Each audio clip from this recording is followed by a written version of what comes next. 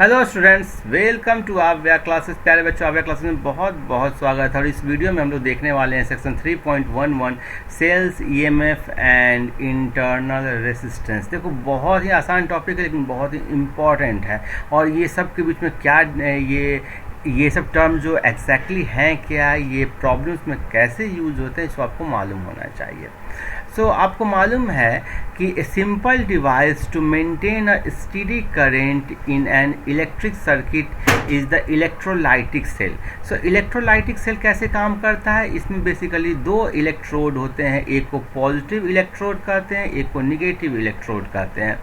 और ये एक इलेक्ट्रोलाइटिक सॉल्यूशन में इमर्स किया जाता है, डिप किया जाता है।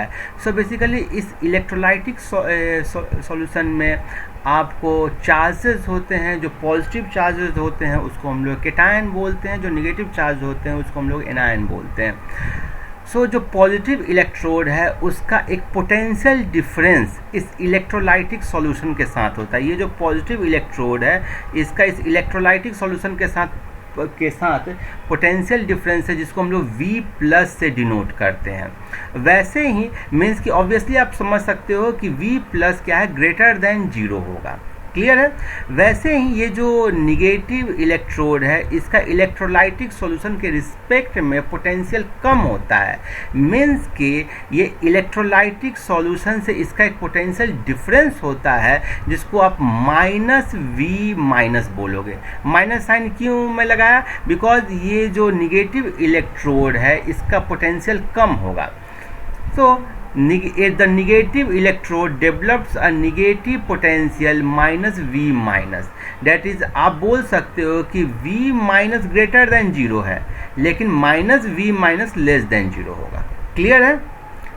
समझे या कोई दिक्कत? आप इसको ऐसे समझो, यदि इसका पोटेंशियल 0 है तो इसका आपको 2 होगा, इसका -2, सम सॉर्ट ऑफ डैट।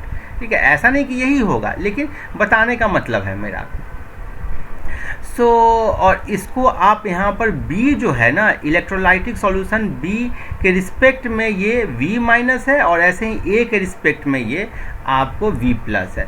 इन दोनों के बीच का जो पोटेंशियल डिफरेंस होगा, सेल के बीच का पोटेंशियल डिफरेंस, जब कोई करंट नहीं फ्लो हो रहा है, कुछ करंट नहीं फ्लो हो रहा है, तो पोटेंशियल डिफरेंस इनके बीच का क्या होगा? इन दोनों इलेक्ट्रोड के बीच का V+ -V-। ठीक है, देखो V+, ये V+ है तो V+ इनके बीच का पोटेंशियल डिफरेंस निकालना है माइनस, और इसका पोटेंशियल कितना है? -V-। That is V+ + V-।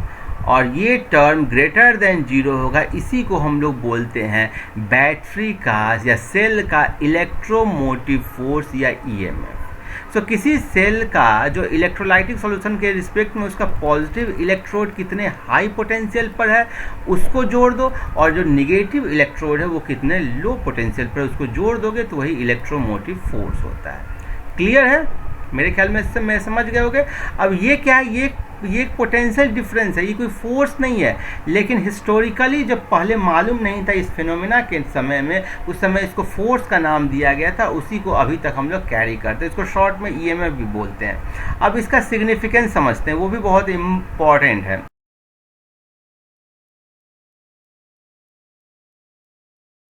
अब सपोज करो कि ये जो सेल है ना, इसके अक्रॉस आपने रेसिस्टर लगा दिया R, तो उसमें क्या होगा कि इसके पॉजिटिव टर्मिनल से करंट फ्लो होगा और ये जो रेसिस्टर है इससे करंट फ्लो होकर के निगेटिव टर्मिनल तक आएगा। बाहर में करंट P से N की तरफ जाता है, जबकि अंदर में इलेक्ट्रोलाइटिक सॉल्यूशन में जो करंट है ना वो आपको N से P की तरफ जा रहा है। करंट का जो फ्लो हो रहा है वो बाहर में ऐसे हो रहा है और अंदर में ऐसे हो रहा है। क्लियर है? आपको ये बाहर में कितना पोटेंशियल दे रहा है ये बहुत इम्पॉर्टेंट है। बाहर में जो ये पोटेंशियल सप्लाई कर रहा है वो क्या हो जाएगा? देखो, यहाँ से जो पॉजिटिव इलेक्ट्रोड और A के बीच का पोटेंशियल, वो हुआ potential between P and A।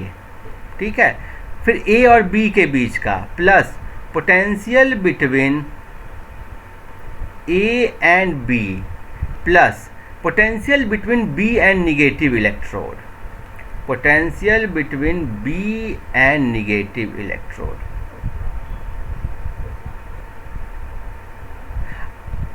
अब इसके अंदर में एक इंटरनल, ये जो इलेक्ट्रोलाइटिक सॉल्यूशन है इसका एक इंटरनल रेसिस्टेंस होता है जिसको हम लोग स्मॉल आर से डिनोट करते हैं। So potential between P and A होता है V प्लस के equal, potential between B and negative electrode के बीच का होता है V माइनस के इक्वल, और इसका जो वैल्यू होता है, चूँकि R इसमें रेसिस्टेंस है, करंट इस डायरेक्शन में फ्लो हो रहा है, सो ये हो जाएगा -I इंटू स्मॉल आर।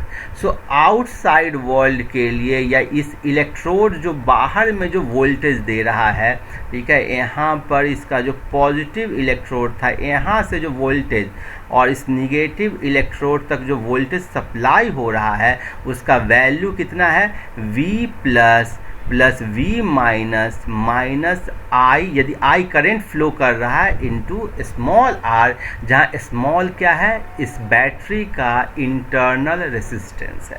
सो यदि करंट नहीं फ्लो होगा तो ये टर्म खत्म हो जाएगा, ठीक है, और तब इलेक्ट्रोमोटिव फोर्स E का वैल्यू होगा V plus V minus. So हम लोग बोल सकते हैं electromotive force of a battery is that when there is no current flows, और आप बोलो ऐसे कि when the external resistance is infinite such that current value is zero. So जब करेंट का वैल्यू जीरो होगा तो आपको जो वो पोटेंशियल सप्लाई करेगा बाहर में वही इलेक्ट्रोमोटिव फोर्स होता है जिसका value V plus V minus होता है।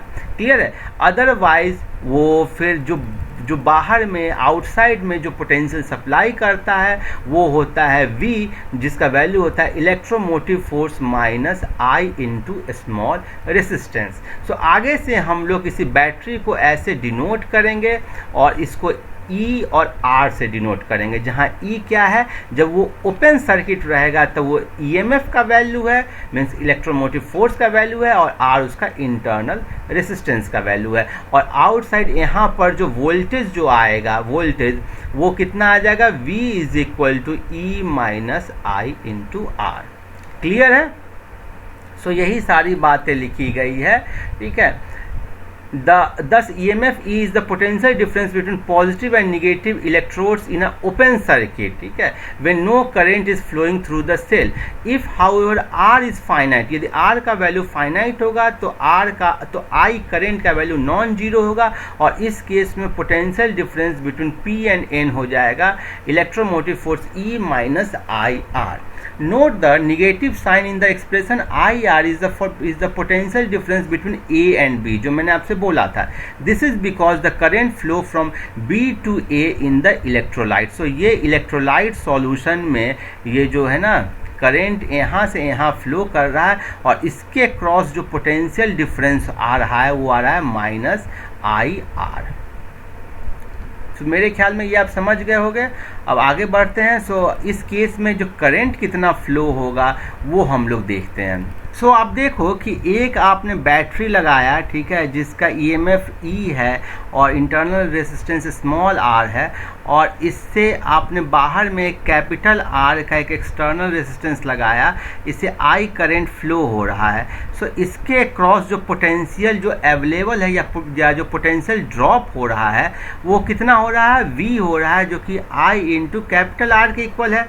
और ये जो EMF जो बैटरी जो दे रहा है, जो पोटेंशियल दे रहा है V, वो क्या हो रहा है, E minus IR small r। Means आप ऐसे समझो कि यहाँ पर से I करंट जो बाहर में गया, ठीक है, वही फिर अंदर में आया, बैटरी के अंदर भी आया, और अंदर में आकर के ये पोटेंशियल जो ड्रॉप किया वो I इंटू स्मॉल r किया। सो नेट जो इसके अक्रॉस जो पोटेंशियल अवेलेबल रहा देने के लिए वो रहा E माइनस IR, और यही I इंटू कैपिटल R के इक्वल है। सो इसको जब इक्वल कर दोगे तो आ गया I करंट का वैल्यू आ गया, देखो E minus IR is equal to IR, और यहाँ से एक तरफ ले जाओ तो I into R plus R is equal to E, और I is equal to E by R plus R। इसको आप चाहो तो आगे से इसको ऐसे भी करके समझना कि बाहर में एक इंटरनल रेजिस्टेंस कैपिटल आर लगाना, अंदर में एक बैटरी लगा देना और यहाँ पर एक छोटा सा इंटरनल रेजिस्टेंस ये आर लगा देना, और तब सीधे देखोगे E divided by total resistance हुआ capital R by small R. So the maximum current that can be drawn from the cell, maximum current कब ड्रॉ कर सकता है, जब आर का वैल्यू 0 हो, जो एक्सटर्नल रेजिस्टेंस है उसका वैल्यू 0 हो, तो उस केस में मैक्सिमम करंट कितना हो जाएगा। देखो करंट का वैल्यू आई आया E by capital R by R, जहाँ पर ये केवल चेंज हो सकता है capital R. So capital R का मिनिमम वैल्यू कर दो, वो कितना हो जाएगा 0, और उस केस में मैक्सिमम करंट होगा I by E M F by small R. However ये मोस्ट सेल, मैक्सिमम सेल में maximum allowed current much lower इससे रखते हैं to prevent permanent damage to the cell.